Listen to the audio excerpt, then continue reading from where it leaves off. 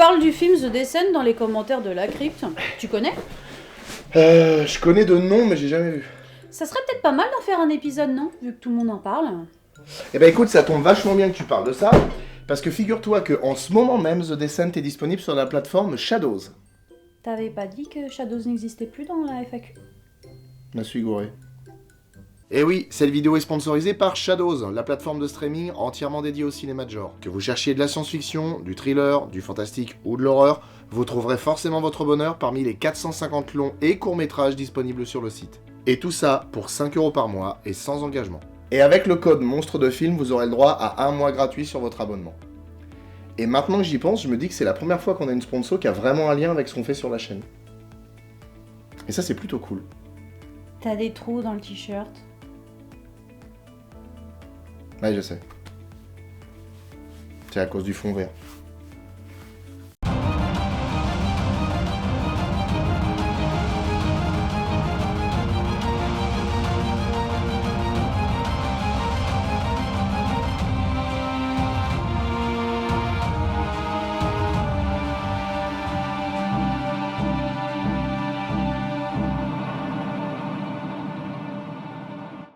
Avant de commencer, désolé si j'ai une voix bizarre pendant l'épisode, mais je n'arrive pas à me défaire d'une putain de crève. The Descent est un film d'horreur britannique réalisé par Neil Marshall, que vous connaissez déjà pour avoir réalisé Dog Soldiers, et qui est sorti le 12 octobre 2005. Sarah est le genre de femme à classer dans la catégorie des replays. Sa vie est une longue suite d'emmerdes. En rentrant d'une séance de rafting qu'elle a faite avec ses potes Beth et June, elle perd son mari et sa fille dans un accident de voiture. Oh la vache! Ah ouais. Alors bon, mis à part le fait qu'ils auraient dû le voir venir, on en est littéralement à 3 minutes 45 de film, et il y a déjà 2 personnes qui meurent empalées. Dont une petite fille. Scheiße! Sarah se réveille dans l'hôpital qui a les locaux les plus grands et les plus verts du monde, avant de se rendre compte qu'elle a en fait des hallucinations qui sont sûrement dues à l'accident. Le problème c'est que ça change rien, elle a plus de famille. Par contre, elle a encore des copines. Et justement, 1 an plus tard, elle se retrouve dans un chalet en Écosse pour faire une session de spéléologie avec ses amis Beth et June, qu'on a vu au début, Rebecca, Sam et Holly, qui est plus une amie de June que du reste de la bande, et qui me fait un peu penser à Kev Adams. Sarah, Beth, June, tu as une mine radieuse. Et un rire à la con. Et un super cul. Dis donc, 6 gonzesses comme ça dans un chalet, ça laisse rêveur hein, quand même. Hein. Bon, j'imagine que pendant 2 jours, elles vont parler torchon et serviettes, hein, mais franchement, s'il y a des moyens... Dis-moi, est-ce que je pourrais t'emprunter ton clavier d'ordinateur? Ah ouais, si tu veux, ouais. Oh merde! Flo? Flo? Bon, bah, du coup, je vais prendre le relais. Elles passent tout un bon moment entre copines à parler boulot. T'es au courant? On appellera Sam Docteur Valet dans 1 an. Non. À discuter passe-temps et performance. J'ai entendu parler de toi, t'es la malade qui saute du haut des immeubles, c'est ça? Ah, le best jumping, vous devriez essayer. À se remémorer des souvenirs. Vous avez vu dans quel état on est? La touche que j'ai là-dessus. C'est affligeant. Sexy, hein? Et à faire une soirée pyjama. Interdiction de faire des commentaires, les filles. On me l'a offert à Noël, c'est pas moi qui l'ai choisi. Son mec a dû l'acheter à Stanley Ukis. Et après un mauvais rêve et le pire réveil du monde, non vraiment c'est l'horreur. Il fait un froid de canard, il n'y a pas d'eau chaude et June est au taquet dès le matin. Bonjour, mes petites biches. On se réveille. Bonjour. Ça c'est le genre de réveil que Flo n'aime pas. En fait c'est l'idée de se réveiller que Flo n'aime pas. Bien dormi? Alors il n'y a plus d'eau chaude aujourd'hui, donc du coup j'ai appelé le chauffagiste, mais il viendra que cet après-midi. Donc en attendant, on pourrait peut-être jouer à des jeux de société ou à de la poterie. Bon, on va faire les devinettes. Tiens, je commence. Qu'est-ce qui est petit et marron? Ta gueule. Elles partent ensuite en 4x4 à la recherche de la grotte. Et je pense qu'elles devraient pas rouler comme ça. Il y en a une quand même qui a perdu sa famille dans un accident de la route. En même temps, c'est des gonzesses, c'est normal qu'elles roulent mal. Oh! Elles arrivent à l'entrée de la grotte et commencent leur excursion. Et alors qu'elles s'enfoncent dans des boyaux rocheux très étroits, Sarah reste coincée à cause de son sac. Comme elle fait une crise de panique, Bess la rejoint pour la calmer, mais pas le temps de bavasser. La caverne gronde. Un éboulement manque de peu de les tuer, et il y a à déplorer que la perte du sac de Sarah qui contenait les cordes du groupe. Mais c'est pas la plus mauvaise nouvelle du moment. Normalement, June était censée les amener dans une grotte déjà répertoriée et cartographiée dans un bouquin. Et en fait, elle les a amenés dans une nouvelle grotte que personne ne connaît et dont on ne connaît ni les entrées ni les sorties. Ces grottes n'ont pas de nom, Sam. C'est un nouveau système. Je voulais qu'on le découvre ensemble. Après, ça se comprend, hein. Elle a essayé de remonter le moral de sa copine qui a vécu un grave accident. Tu sais quoi? Dans cet accident, on a malheureusement toutes perdu quelque chose.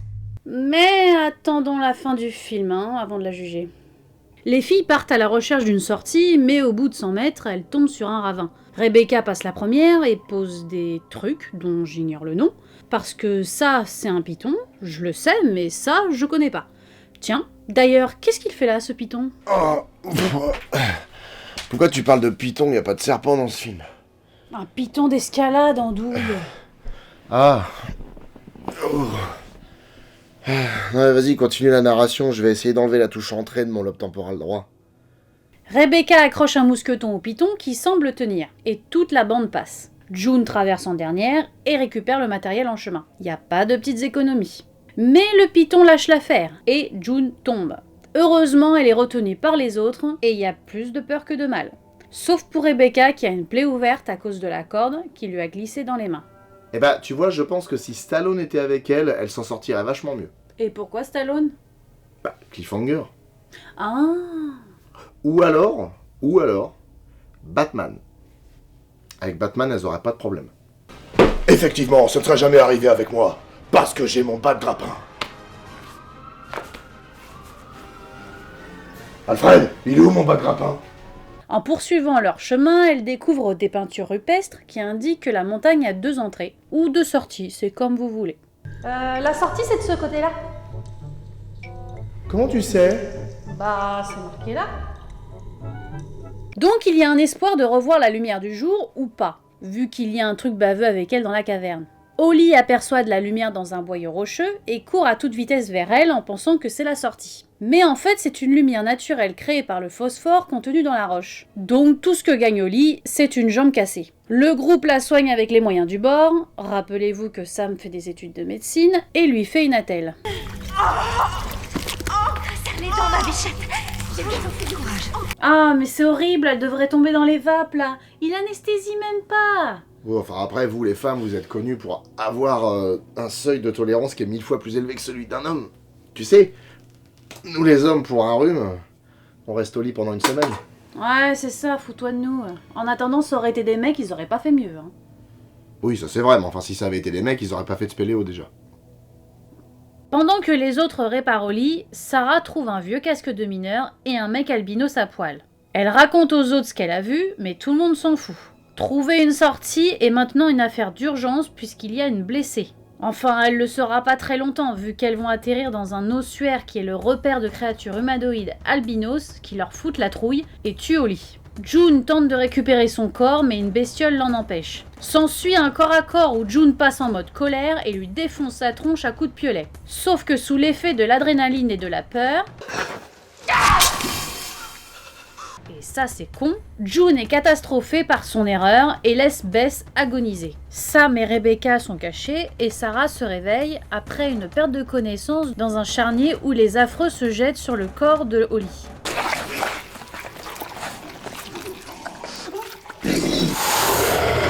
Ah oui, c'est pas le moment de vomir là. Heureusement pour elle, les appels de June détournent l'attention des créatures qui disparaissent. Elle en profite alors pour se faire une torche avec l'attelle de Holly et une gourde d'alcool trouvée parmi les cadavres.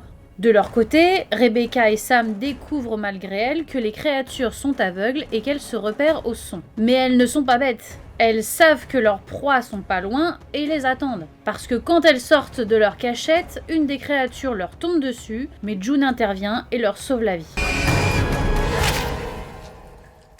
Ah ouais, elle a dû finir The Forest en mode difficile, je pense. C'est une connasse. Ça va, un accident, ça arrive à tout le monde.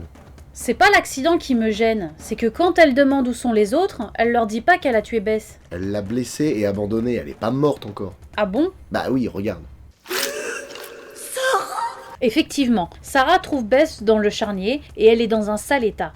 Elle lui apprend que c'est June qui l'a mis dans cet état et qu'elle entretenait une liaison avec son mari. Et la preuve, il a offert un bracelet à June avec les mots « aime chaque jour » gravés dessus. Aime chaque jour. C'est ce que Paul disait tout le temps. On fait un petit break, comme d'habitude, si vous voulez pas vous faire spoiler la fin du film, vous allez au temps de référence qui est là. Et j'en profite pour vous dire, n'hésitez pas à aller sur notre page Facebook et sur Instagram, parce que du coup, dès qu'il y a un problème avec un épisode, dès qu'on veut vous donner un petit peu de news sur l'actualité, on le fait directement sur ces pages-là.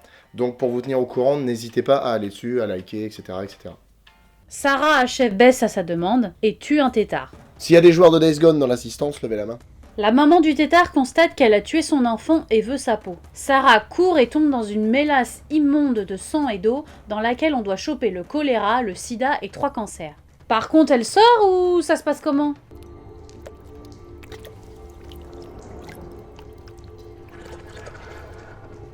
J'ai déjà vu ça quelque part. Oui, c'est dans un vieux film de guerre, mais tu trouveras pas. C'est pas Apocalypse Now ? Si. Si, c'est ça.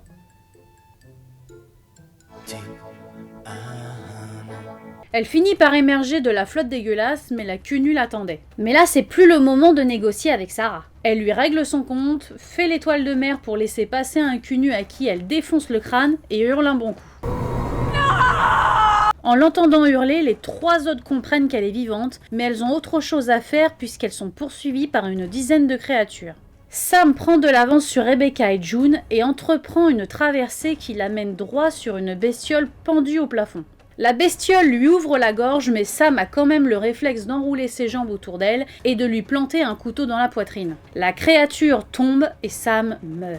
Rebecca se fait dévorer vivante et June n'a d'autre choix que de plonger dans l'eau et de remonter le long de la paroi rocheuse après avoir terminé le cul nu qui était resté dans l'eau avec le couteau dans la poitrine. Pourquoi il attendait comme ça avec le couteau dans la poitrine ? Parce que pourquoi pas ? Au moment où elle remonte vers une galerie, elle est empoignée par Sarah qui a la tête des mauvais jours. Elle livre ensuite un combat épique contre plusieurs créatures. Et vas-y que ça met des coups de genoux dans les glaouis, que ça écrase les yeux façon la montagne, que ça plante les piolets dans la tête, que ça cogne des crânes contre la roche et en plus ça crache. Enfin bref, une vraie bagarre de rue qui se solde par un planté de bâton dans la jambe de June qui comprend que Sarah est au courant de sa liaison avec son mari. Ce regard qu'elle lance, c'est à mourir de rire. Tu es maudite sur 15 générations. June tente de combattre mais les créatures sont nombreuses et elle est seule et blessée. Sarah décampe à toute vitesse mais se ramasse par terre. Heureusement, elle trouve la sortie et part le plus loin possible en 4x4 et s'arrête pour vomir. Surprise, c'est un rêve et elle est toujours dans la caverne. Et le fait qu'elle voit sa fille avec un gâteau d'anniversaire me laisse penser qu'elle a une commotion cérébrale. Mais c'est pas le plus grave, parce que la chasse n'est pas finie. Eh oui, mon fidèle Robin. Robin. Merde, il est pas là. Il a été viré faute de budget. La la la la la la la la la la la la la la la Batman. La la la la la. Effectivement, vous avez été nombreux à nous parler de The Descent après qu'on ait fait l'épisode sur la crypte. Notamment en nous disant que la crypte était une copie de The Descent, ou en tout cas un plagiat. Bon, déjà, je vois pas pourquoi ce serait le film le moins bien qui devrait être une copie de l'autre. Et puis, en plus de ça, je trouve que même si sur la forme, ça se ressemble dans le sens où ce sont des gens qui font de la spéléo et qui se font attaquer par des bestioles, le fond est quand même différent. Dans la crypte, l'équipe descendait dans la grotte pour participer à une découverte scientifique. Là, ce sont juste des amis qui se font une journée crapahute ensemble. Neil Marshall voulait faire des créatures, des hommes des cavernes qui n'auraient jamais évolué à la surface et se seraient habitués à l'environnement souterrain. Dans la crypte, les créatures sont des humains qui mutent à cause d'un parasite et qui tiennent plus de la chauve-souris que de l'humain. Contrairement aux humanoïdes de The Descent, qui se repèrent aussi au son, mais paraissent plus limités dans leurs capacités. En fait, c'est le traitement des personnages qui fait la subtilité du film. Pour les préparer physiquement et moralement, les actrices ont été formées aux rudiments de l'escalade et de la spéléologie, ce qui leur a permis de créer des liens, ce qui rend leur relation à l'écran plus crédible. Il y a un côté bande de potes qui semble naturel, et il est intéressant de constater que June et Sarah subissent un changement radical, émotionnellement parlant. Psychologiquement, elles sont diamétralement opposées. L'une est une meneuse, une forte tête, qui veut qu'on lui obéisse et qui n'hésite pas à mentir et à trahir. L'autre est meurtrie par la perte de sa famille, et n'est ni une meneuse, ni une battante. Elle suit le groupe. Elle a son mot à dire, mais elles ne s'imposent pas. Mais elles vont toutes les deux péter un câble et faire surgir leur bas instinct pour survivre. À la différence que Sarah prend sa revanche sur le mauvais sort. Elle en a marre de subir, de faire des cauchemars. Elle se bat. Et ce cri-là, c'est une libération de la frustration qu'elle devait contenir depuis tout ce temps. Il y aurait même comme une idée de renaissance vers la fin. Les autres personnages ne sont pas vraiment développés, mais dès le départ, elles ont de la consistance. Contrairement à La Crypte, où les personnages étaient fades et lisses. Une autre différence majeure réside dans le ton et l'atmosphère. Déjà, The Descent est violent et anxiogène. La Crypte, c'est mignon à côté.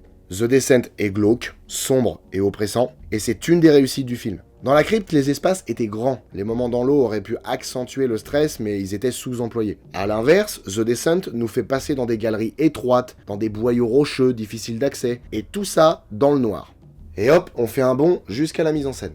La volonté du réalisateur était d'utiliser uniquement les éclairages qu'avaient les personnages pour le film, c'est-à-dire torches, briquets, lampes et snaplight.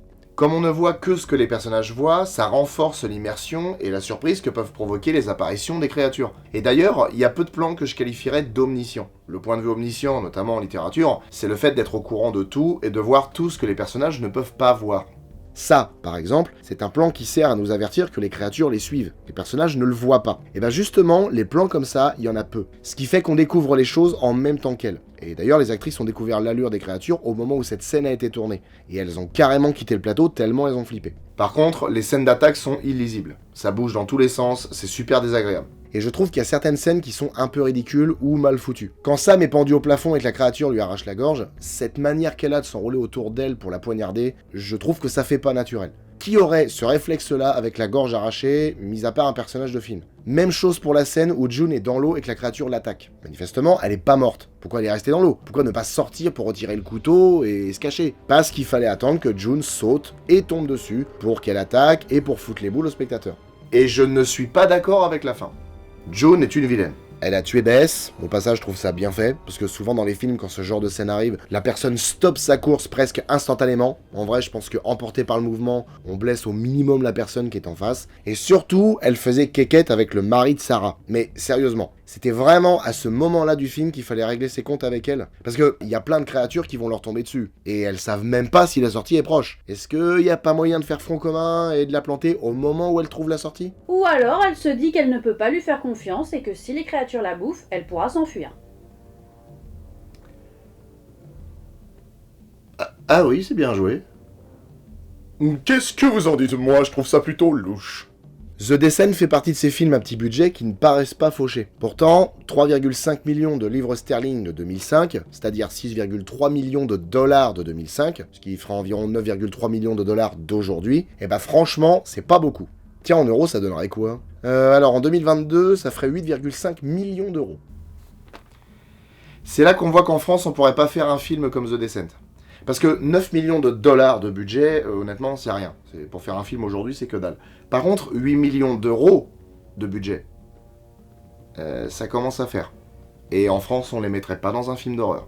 Et à ceux qui continueraient d'insister sur le fait que La Crypte est une copie de The Descent, sachez que c'est en entendant parler du fait que La Crypte allait sortir au cinéma que les producteurs ont décidé d'avancer la sortie de The Descent. Donc l'idée du film La Crypte a été écrite avant même que The Descent soit un projet. Et le film a été un gros succès puisqu'il a rapporté 57 millions de dollars dans le monde. C'est le côté pratique des films d'horreur, en général ils coûtent pas cher et se remboursent assez facilement. Presque pas d'effets numériques et beaucoup de décors et d'effets pratiques, c'est ce qu'on aime dans Monstres de film. J'ai halluciné en voyant le making-of. Parce que tous les morceaux de grotte sont des décors construits pour le film. Rien n'a été tourné dans des décors naturels. Et en même temps, c'est normal. Tourner dans une vraie grotte de spéléo, ça aurait été dangereux, trop étroit pour le matos et pas pratique du tout. L'intelligence de l'équipe a été de réutiliser certains décors et de les modifier pour faire croire à un nouveau lieu dans le film. L'entrée de la grotte, par exemple, a été réutilisée pour la scène dans l'ossuaire. Mais ils ont rajouté des stalactites, près d'1 millier d'ossements et une dizaine de centimètres d'eau pour donner l'impression que c'est un autre décor. Et ils l'ont réutilisé pour la scène du charnier en l'inclinant de quelques degrés. Ensuite, ils ont rajouté des cadavres d'animaux, faits par l'équipe évidemment, et une mare de sang. Pour les diverses blessures, l'équipe a utilisé des prothèses en latex, à travers lesquelles passaient des tuyaux reliés à des grosses seringues remplies de sang pour simuler les hémorragies.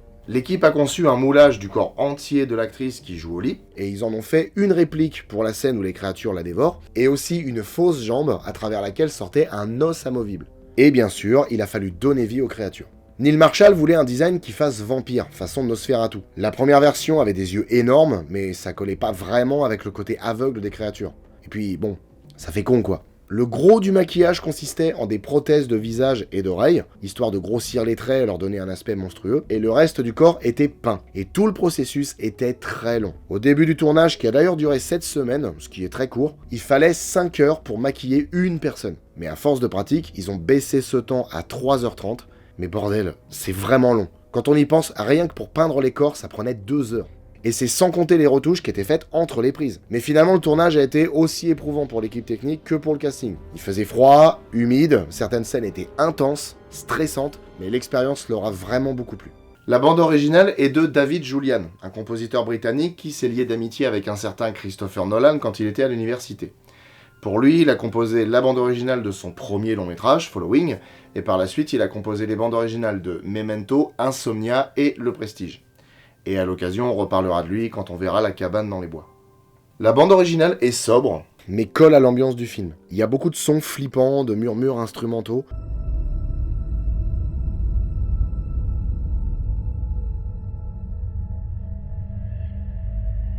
Ça reproduit presque les sons qu'on entend dans une grotte. Par moments, il y a un thème qui me rappelle énormément celui de The Thing.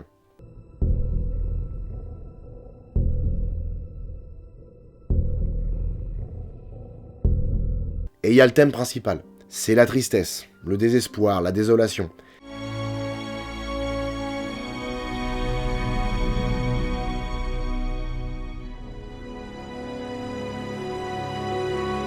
Et en même temps, un genre de libération.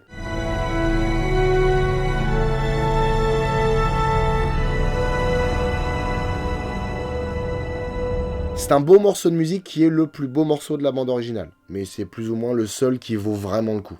Le casting compte des actrices qui sont pas très connues, mais pour le coup elles font bien le boulot. L'actrice principale, Shauna MacDonald, s'est vraiment fait connaître avec The Descent, et on aura l'occasion de la revoir dans le film Howl. L'actrice Nathalie Mendoza a joué dans Moulin Rouge et dans pas mal de séries britanniques, mais sa carrière ne compte pas vraiment de films notables. Alex Reid, si vous vous souvenez, on en a parlé dans le monstre de l'été consacré à Arachnid. Elle a aussi joué dans des séries comme Sydney Fox et Misfits, et on aura l'occasion de la revoir dans le film Wilderness. Saskia Mulder a entamé sa carrière en France, où elle a joué dans des films comme Les deux papas et la maman, Amour et Confusion, et elle a aussi joué dans La plage et dans quelques séries. Miana Buring, qui a la carrière la plus fournie, s'est faite connaître grâce au film The Descent, mais elle a aussi joué dans Doomsday de Neil Marshall, dans les 2 derniers épisodes de Twilight, et elle a aussi joué dans les séries Downton Abbey et The Witcher. En conclusion, je vais répondre à tous les gens qui nous ont parlé de The Descent en disant que j'ai pris plaisir à le regarder, franchement ça a été une bonne surprise. Et effectivement, il est mieux que La Crypte. Par contre, il n'est pas beaucoup mieux que La Crypte. Parce que, au niveau des décors, des créatures et de l'atmosphère, le film est très bien. Par contre, le scénario cafouille un petit peu par moments, et la mise en scène n'est pas toujours au top, parce que les combats, c'est vraiment illisible. Du coup, je pense que le parfait film de Monstro Spéléologie, ça doit se trouver à mi-chemin entre The Descent et La Crypte. Sincèrement, je pense que si La Crypte avait eu l'atmosphère et la violence de The Descent, ça aurait été un très bon film.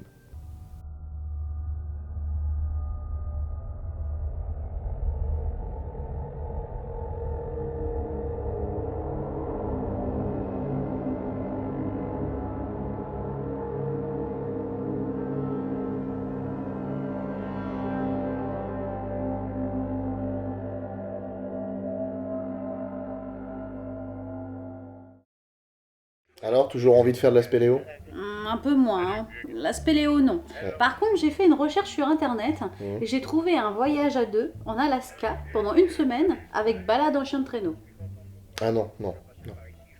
Bah pourquoi ? Parce que moi, le délire husky et neige, ça me botte pas. Tu sais, des fois, dans la neige, les choses ne sont pas toujours ce qu'elles semblent être. Bon, je sais que ce que tu as dit c'est l'indice pour le prochain épisode, mais j'aimerais vraiment aller en Alaska. Oui, bon, bah on verra.